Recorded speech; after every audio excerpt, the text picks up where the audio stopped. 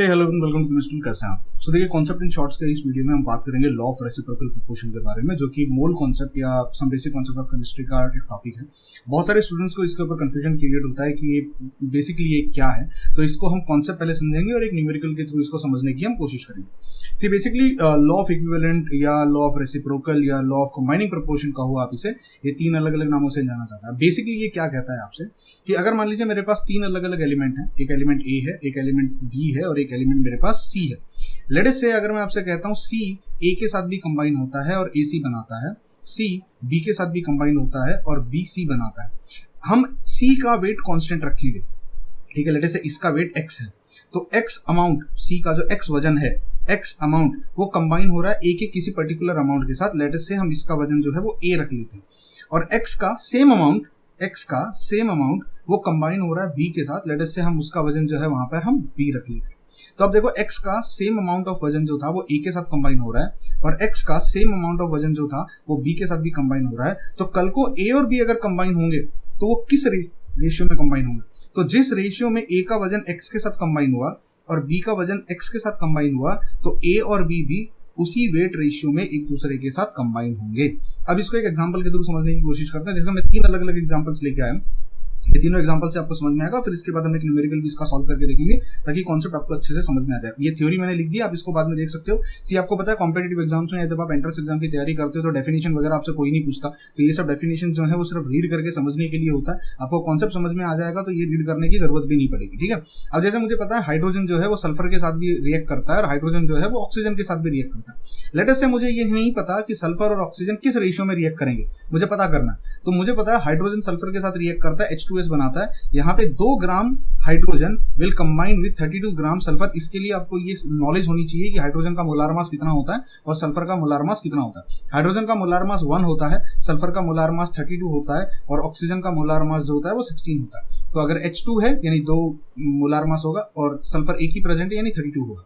Hydrogen जब oxygen के साथ रिएक्ट करेगा तो हमको पता है वो H2O बनाता है। इसमें भी हाइड्रोजन 2 है, यहाँ पर भी 2 है और ऑक्सीजन यहाँ पर 16 है। तो कल को अगर सल्फर और ऑक्सीजन एक दूसरे के साथ रिएक्ट करेंगे तो उनका वेट रेशियो क्या होना चाहिए? तो सल्फर यहाँ पे 32 है तो सल्फर यहाँ पर भी 32 होना चाहिए और यहाँ पर ऑक्सीजन 16 है तो यहाँ पर भी ऑक्सीजन 16 होना चाहिए। अब सल्फर अगर 32 है इसका मतलब वो क्या बनाएगा, वो एक ही सल्फर प्रेजेंट होगा और ऑक्सीजन अगर 16 है यानी सल्फर मोनो ऑक्साइड प्रेजेंट होगा। अब अगर यहाँ सल्फर का वजन मैं फिक्स कर दूं तो ऑक्सीजन का वजन यहाँ पे चेंज हो सकता है ऑक्सीजन कल को यहाँ पे ये 32 ही रहे और ऑक्सीजन हो सकता है यहाँ पे 16 की जगह 32 हो जाए, तो ये मुझे बना के देगा सल्फर डाइऑक्साइड। क्योंकि अब सल्फर यहाँ पे ऑक्सीजन का यहाँ पे 2 पार्ट प्रेजेंट है, 16 मतलब एक पार्ट, एक एटम, अब 32 का मतलब हो गया 2। इस लॉ को लॉ ऑफ मल्टीपल प्रोपोर्शन कहते हैं। यानी यहाँ पे सल्फर और ऑक्सीजन एक दूसरे के साथ रिएक्ट करते हैं जिसमें एक का वजन आपने फिक्स कर दिया है और दूसरे ऑक्सीजन का वजन जो है वो एक मल्टीपल यानी जो वेट का रेशियो है 16 के मल्टीपल्स में रिएक्ट कर सकता है। 16 2 जा 32 16 3 जा 48 में भी जा सकता है। यहाँ पे वो हो सकता है, यहाँ पे 48 हो जाता और ये यहाँ पे 32 हो जाता, तो अब मुझे यहाँ पे मिलता SO3। इस लॉ को लॉ ऑफ मल्टीपल प्रोपोर्शन कहते हैं। लेकिन सल्फर और ऑक्सीजन किस रेशियो में रिएक्ट करेंगे, वो रेशियो क्या होना चाहिए, वो हमको यहाँ पे लॉ ऑफ रेसिप्रोकल प्रोपोर्शन से पता चला कि 32:16 होना चाहिए। फिर आप अगर सल्फर का वजन फिक्स कर दो, ऑक्सीजन का जो वजन होगा वो मल्टीपल्स में हो सकता है, 16 1 जा 16, 16 2 जा 32, 16 3 जा 48। इसको हम क्या कहेंगे, इसको हम कहते हैं लॉ ऑफ मल्टीपल प्रोपोर्शन। तो दोनों लॉ आपके हो गए इस वीडियो से। यहाँ से आपको रेसिप्रोकल प्रोपोर्शन भी समझ में आ गया और मल्टीपल प्रोपोर्शन भी समझ में आ गया। एक और एग्जांपल ले लेते हैं। ये एग्जांपल आप सॉल्व करोगे मेरे लिए, ये जो एग्जांपल है ये आप सॉल्व करोगे कि आपको मुझे बताना है ऑक्सीजन और हाइड्रोजन का कंबाइनिंग रेशियो क्या होगा। मैं यहाँ पे नाइट्रोजन और हाइड्रोजन और ऑक्सीजन का बता देता हूँ।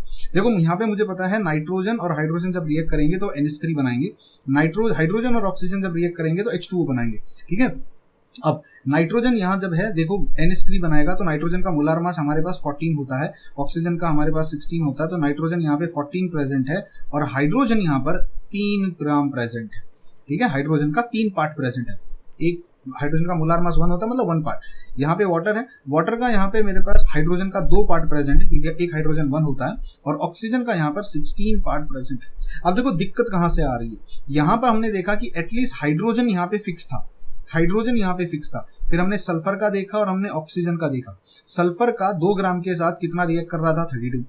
ऑक्सीजन का 2 ग्राम हाइड्रोजन के साथ कितना रिएक्ट कर रहा था, 16। फिर हमने ऑक्सीजन और सल्फर को देखा, ये 16 और ये 32 है, हमने यहाँ लिख दी। लेकिन यहाँ पे प्रॉब्लम क्या हो जा रही है, यहाँ पे एक तरफ 2 है, एक तरफ 3 है, यहाँ 14 है, कुछ भी कॉमन नहीं है।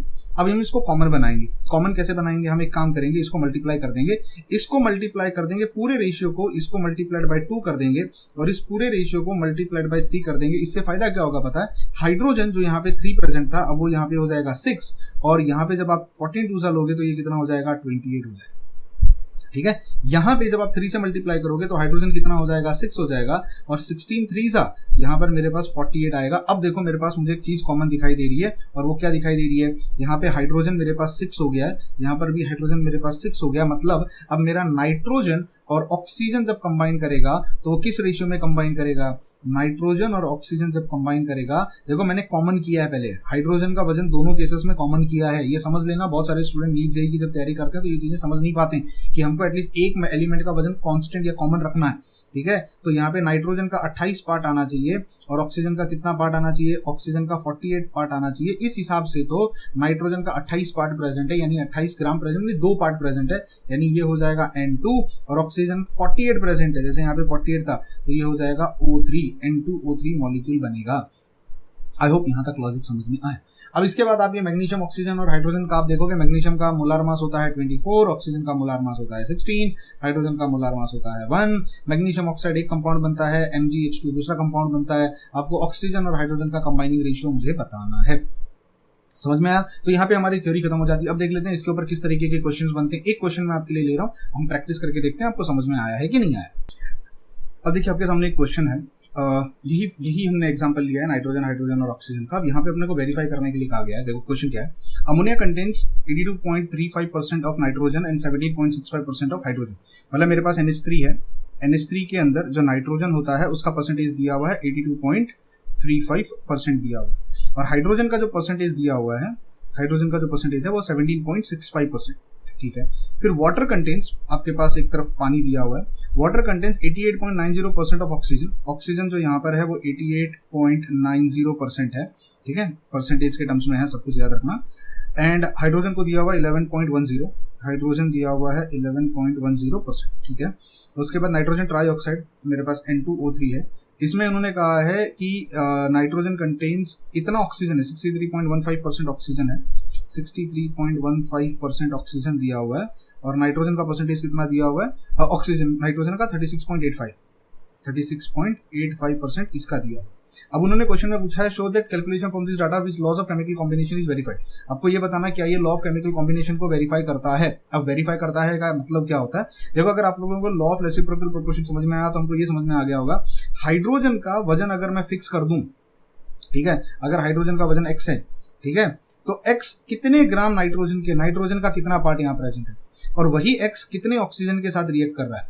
तो जो रेशियो x का नाइट्रोजन के साथ होगा और x का ऑक्सीजन के साथ होगा, यहाँ पे आपका नाइट्रोजन आएगा, यहाँ पे आपका ऑक्सीजन आएगा, तो नाइट्रोजन और ऑक्सीजन का रेशियो, नाइट्रोजन और ऑक्सीजन का रेशियो भी सेम होना चाहिए। अगर ये A है और अगर ये B है तो इसका रेशियो भी A:B होना चाहिए। हमको ये प्रूव करना है।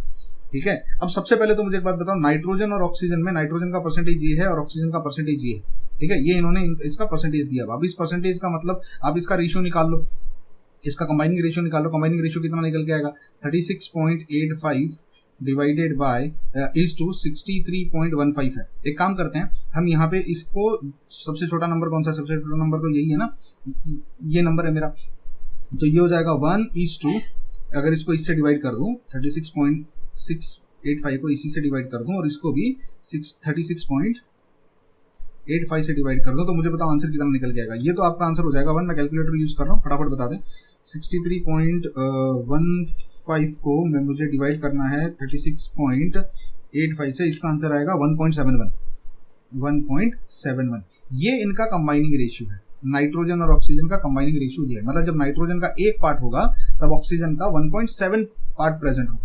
हमको ये प्रूव करना है कि ये सही है कि नहीं है। तो सबसे पहले हम एक काम करते हैं, नाइट्रोजन के साथ स्टार्ट करते हैं। एक बात बताओ, नाइट्रोजन और हाइड्रोजन को अगर आप देखो तो हाइड्रोजन का यहाँ पे 17.65 है और नाइट्रोजन का यहाँ पे 82.35% प्रेजेंट है। अगर हाइड्रोजन को मैं 1 लेके चलता हूँ, ये मेरे पास हाइड्रोजन है और ये मेरे पास नाइट्रोजन है, हाइड्रोजन का 1 पार्ट कितने नाइट्रोजन के साथ कंबाइन करेगा? इसको सिंप्लीफाई कर दो, इस रेशियो को सिंप्लीफाई कर दो तो ये हो जाएगा 17.65 को इसी से डिवाइड कर दो तो हाइड्रोजन का रेशियो 1 आ जाएगा, तो ये भी हो जाएगा 17.65 से डिवाइड कर दो। मुझे बताओ इसका रेशियो कितना निकल के आ रहा है हाइड्रोजन और नाइट्रोजन का? ये तो हो जाएगा 1:2। इसका रेशियो कितना निकल के आएगा? 82.35 को डिवाइड कर दो 17.65 से तो आंसर निकल के आएगा 4.6, 1:4.6 ये आपका रेशियो निकल गया। यानी जब हाइड्रोजन 1 पार्ट प्रेजेंट होगा तब नाइट्रोजन 4.6 पार्ट प्रेजेंट होना चाहिए।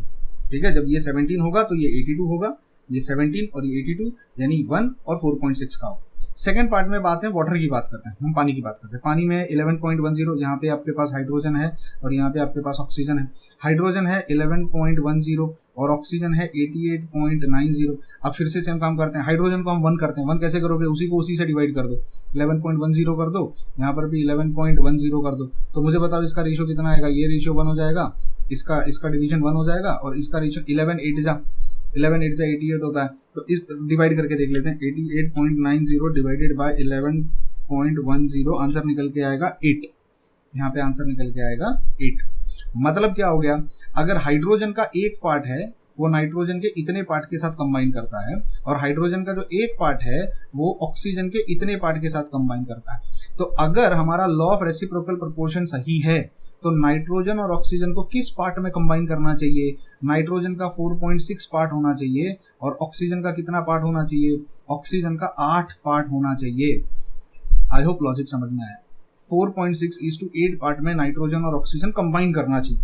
ठीक है, तो क्या ये हमारा यहाँ पे आ रहा है प्रॉपर है क्या? एक काम करो, 4.6 को 4.6 से ही डिवाइड कर दो और इसको भी 4.6 से डिवाइड कर दो, तो इसका रेशियो जो निकल के आएगा वो कितना आएगा? 1 आएगा। नाइट्रोजन का 1 हो जाएगा और ऑक्सीजन का देखो कितना होता है? 8 डिवाइडेड बाय 4.6। आंसर देखो कितना आएगा? 1.7 के आसपास आंसर आता है। तो जी हाँ जी, हमारा लॉ वेरीफाई हो गया, क्योंकि थ्योरेटिकली जो हमने प्रूव किया वो रेशियो और जो यहाँ पे जो इन्होंने वैल्यू दी हुई है उससे आया हुआ रेशियो, दोनों रेशियो मैच होता है। इसका मतलब हमारा लॉ वेरीफाइड है, हमारा जो इन्होंने डाटा दिया है वो डाटा वेरीफाइड है। आई होप आपको ये पूरा जो लॉ है ये समझ में आया होगा। लॉ ऑफ रेसिप्रोकल प्रोपोर्शन क्या होता है और किस तरीके से उसके न्यूमेरिकल अगर आएंगे तो हम उसको कैसे सॉल्व कर सकते हैं और हमको क्या वहां से डाटा मिलता है कि किस तरीके से वो कंबाइन करते हैं। किसी भी एक एलिमेंट का वजन आपको कांस्टेंट रखना होता है। यहाँ पे सबके अलग अलग परसेंटेज दिए हुए थे, हमने हाइड्रोजन का परसेंटेज कांस्टेंट रखा और नाइट्रोजन और ऑक्सीजन को देखा कि वो किस तरीके से हाइड्रोजन के साथ कंबाइन होते हैं।